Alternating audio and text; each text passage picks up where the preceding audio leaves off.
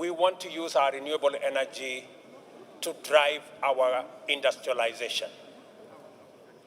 I want to contextualize for this meeting so that we all know that this is not talk, that this is not a story. This is real investment decisions and real investment opportunities. I will take this opportunity to announce some of the concluded investment opportunities in the renewable energy space so that investors who are sitting here, development partners who are sitting here, financial institutions who are sitting here can know that we have real investment opportunities and we are serious about using renewable energy and turning the existential threat that we face into real opportunities for industrialization, for investment, for job creation, and for development imperatives. EcoCloud, one of Africa's largest green data centers using geothermal steam, are setting up what will become Africa's largest data center with ICT load capacity of 60 megawatts. They are going to be spending $600 million in this project that will be 100% powered by green energy. In our midst, we have Amos Siwoi, Chief Executive. Is he here? We have Ribingale John Anthony, Consulting Engineer from that space. I don't know whether he's here. And we have Joseph Njenga, Chief Executive Officer. Are they here? Thank you very much. Those gentlemen are working on data centers that will be powered by green. Last, AMIA Africa from the UAE, in collaboration with Geothermal Development Company, involved in drilling and development of geothermal fields, phase one investment to reach US $800 million, anticipated 200 megawatts of geothermal power. In our midst, we have His Excellency Hussein Al Nawais, Chairman of AMEA from UAE. Can we round of applause for that gentleman there? And Mr. Paul Ngugi, Chief Executive of GDC, is in the house. Thank you very much. Finally, the US-led Green Energy Supply Chain initiative of $568 million concessional facility that will be shared between Brazil, India, and Kenya. This facility is a competitive facility, and on behalf of Africa, we intend to put our best foot forward so that we win this facility. It is a concessional facility, and we are willing to share with our other brothers in the continent on this facility of $568 million to unlock the potential of green energy around our continent. I did mention these investment opportunities that were concluded today in this COP as part of our work to confirm to the world that in Africa there are real opportunities for green investment. There are companies that are stepping forward, even as we have a conversation of how to de-risk investment in our region. There are companies that are already stepping forward to invest in Africa because they see the tremendous potential, the tremendous opportunity, the tremendous business case that exists in our continent. I want to congratulate my colleagues, heads of state, the president of Zambia, for the many steps they have had to make to stabilize their country. President Tinubu here, who had to make very difficult decisions to get rid of subsidies that were hurting their economies. We all have to make difficult decisions to get Africa moving.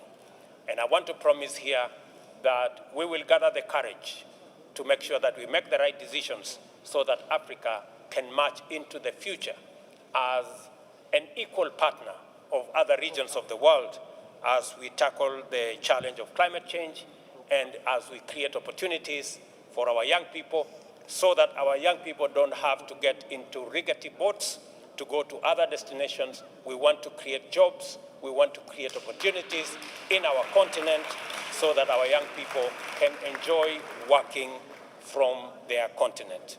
Indonesia's Pertamina and UAE's Mazda jointly are investing in geothermal project, and phase one, they will be investing $1 billion, and phase one will generate 300 megawatts of geothermal power.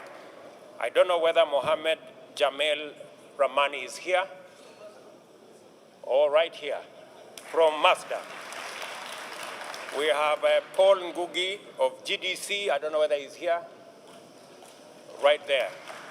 And then we have Julfi Hadi, President and Director CEO of Pertamina from Indonesia, right there. Can we have a round of applause for those gentlemen for concluding this investment of close to $1 billion in renewable energy that will generate energy that will go into electric motor vehicle manufacture, that will go into solar panel manufacture, and that will go into leather manufacture. Green leather, green solar panels, green EV motor vehicles. Let me also make two more announcements.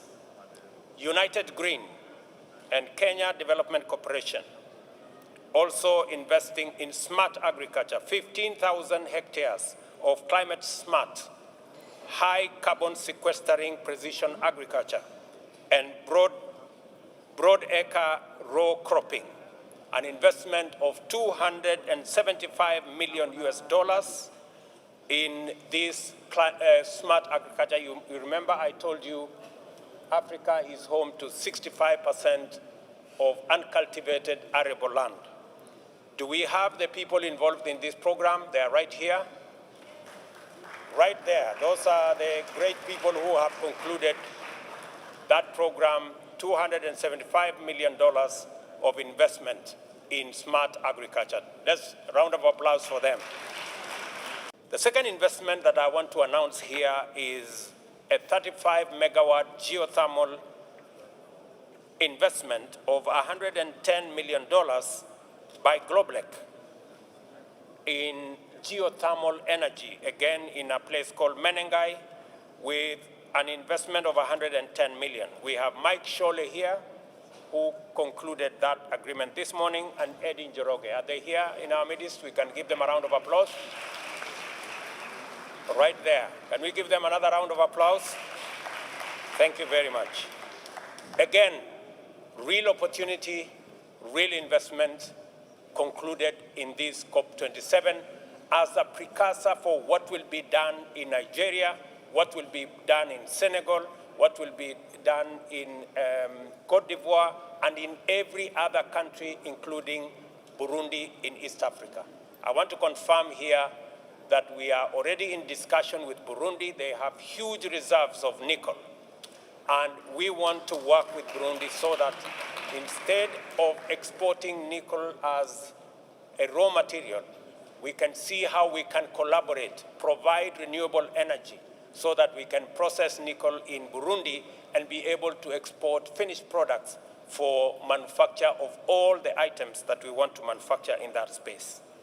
Let me also make an announcement here, again, of real opportunity, real investment that have been concluded in this COP, so that when we say, as the continent of Africa, we are a continent of opportunity, we are actually laying bare those opportunities for the world to see, for the world to appreciate, and for the world to come along with us, because we have real investment that will change the course of history. And these are green investments that are in tandem with saving the planet. Africa is much more. Africa is about 60% of the world's renewable energy resources. Africa is about 40% of the world's mineral resources necessary for energy transition. Africa holds 65% of the world's uncultivated arable land that can be used for smart agriculture. Africa has the largest natural carbon sinks anywhere in the world. And much more importantly, Africa has the youngest population with the potential for the future to be the largest market. And we are doing everything to consolidate Africa into one market that we can profile with 1.4 billion people and a GDP of 3.5 trillion. That is the new narrative of our continent. The conversation we are going to have in this meeting this afternoon is about investment opportunities, is about financing opportunities, and is about access to market. Those are the three most important things we are going to have a conversation about, and it requires us to collaborate, to work together, to build a huge consortium of collaborators. And we are inviting the rest of the world to look at Africa as a continent of opportunity. And we are packaging these opportunities, as I said, we are changing policies, we are aligning regulations, and we are providing incentives so that we can use our renewable energy to add value to our iron ore so that we can export green steel. We are using our renewable energy to process bauxite so that we can export green aluminum. We are using our renewable energy for smart agriculture so that we can have green agricultural products into the market. What is our ask of the rest of the world? That we have to engage in the business of reconfiguring, re-engineering a new international financial architecture that will make sure that we have adequate resources, we have concessional financing, we can de-risk our investments using globally accessible, affordable, and long tenure resources that will be made available as we have a conversation. And I am very happy that in this COP, finally, we are all agreed. It is no longer about if, it is when we finally reform the international financial architecture so that it is fit for purpose, so that it serves the needs and the nuances of the current situation globally, especially in the global south. We've also agreed, finally, that we are going to have a conversation as to new revenue, new interventions that will give us new sources of revenue for us to finance climate action. I am very happy that progress is now being made, even around loss and damage, that finally we have commitment of resources that will ensure that interventions that are necessary for loss and damage come into being. In our midst, we have an investment of $1.5 billion by Fortis Green geothermal plant that will be in Kenya by FFI. In our midst, we have Mark Hutchinson. I don't know whether he's in our midst.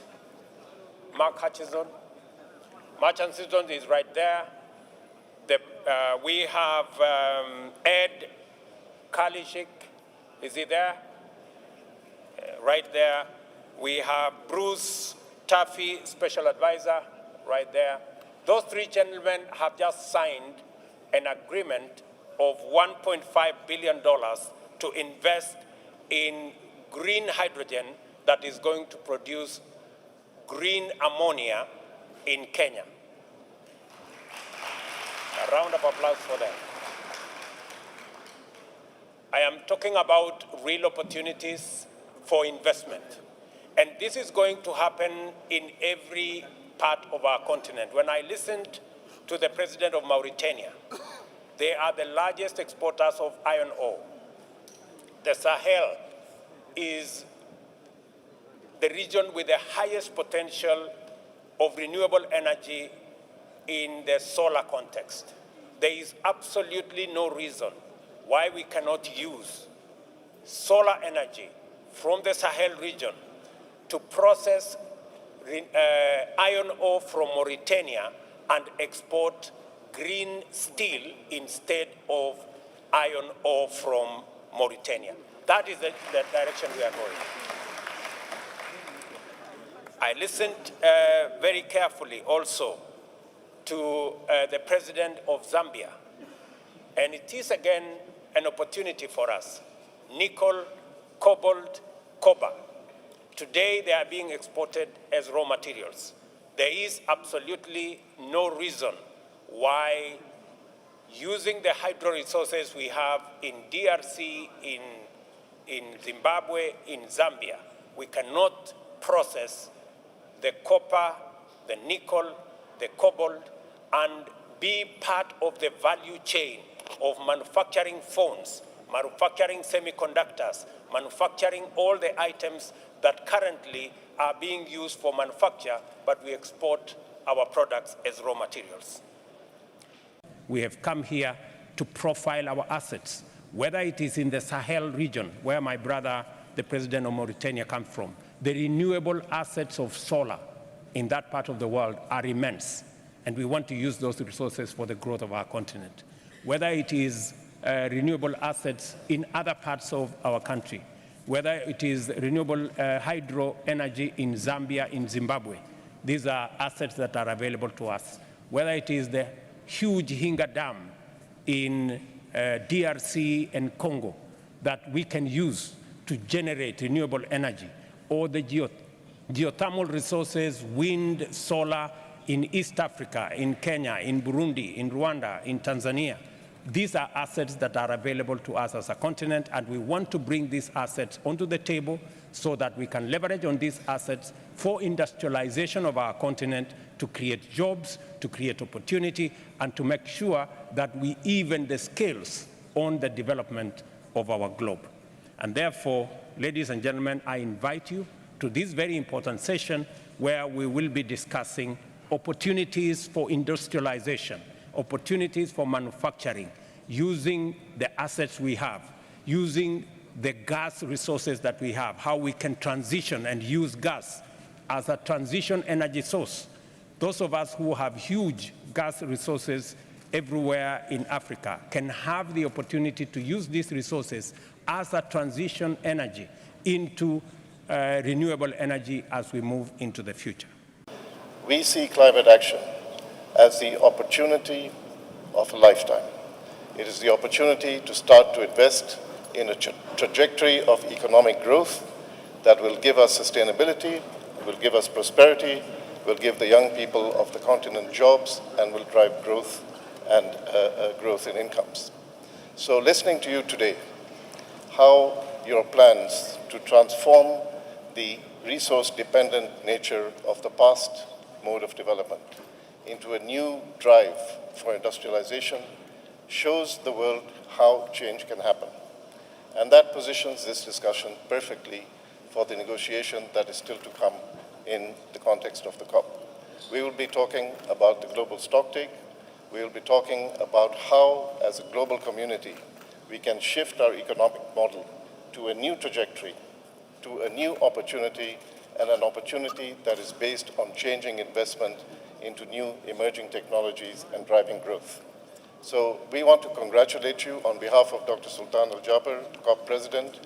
He has asked me to convey to you his deep appreciation for the initiatives that you have taken, the contribution that it brings to the negotiations of the new climate agreement, and that it lifts everybody's expectations of what we can achieve here. So thank you very much for that. I also want to say, and in relation to President Ruto's initiative and his leadership at the Africa Climate Summit, that the Africa Climate Summit was one of those watershed events that marked the change in the mentality that we saw for growth. And that is the opportunity that the United Arab Emirates, where Dr. Sultan announced that the United Arab Emirates would be committing $4.5 billion for clean energy investment in Africa. That's not one of those climate pledges that evaporates over the years. That's a commitment. And to demonstrate that that commitment is moving, already today, $2.6 billion has already been allocated in partnerships between Masdar, AMEA, Etihad Credit, and Abu Dhabi Fund, and the Africa 50 initiative. This is going to drive 1.8 gigawatts of new green power into the African grid over the next few years. This will be the basis of the new green industrialization. This is what will provide the energy framework to kickstart all of the activities that you have been discussing today. So it is an honor for the UAE to be engaged with you in this effort. We are inspired by your dedication and your leadership, and we're looking forward to a very successful COP with your partnership to bring this new perspective to the world and to drive this new agreement in a way that creates real change.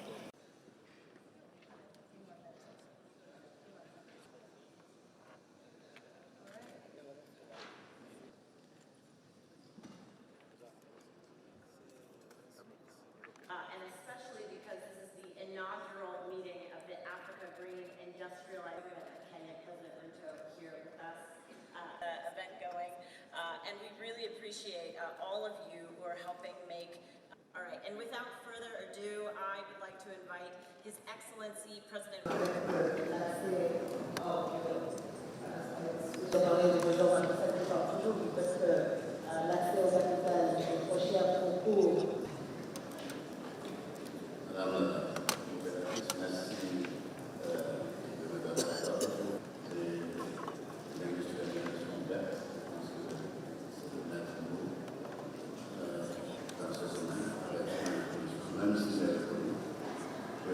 C'est pas l'Afrique, c'est le grand projet américain.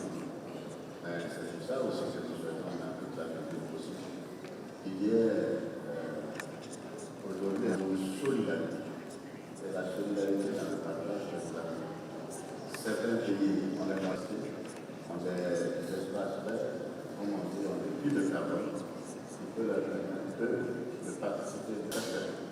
Nous souhaitons les bases. I would like to think about your response to the green industrialization conversation while I go when it comes into Europe that is produced for energy. Monsieur le Président, la Mauritanie reste pour trouver le financement de pouvoir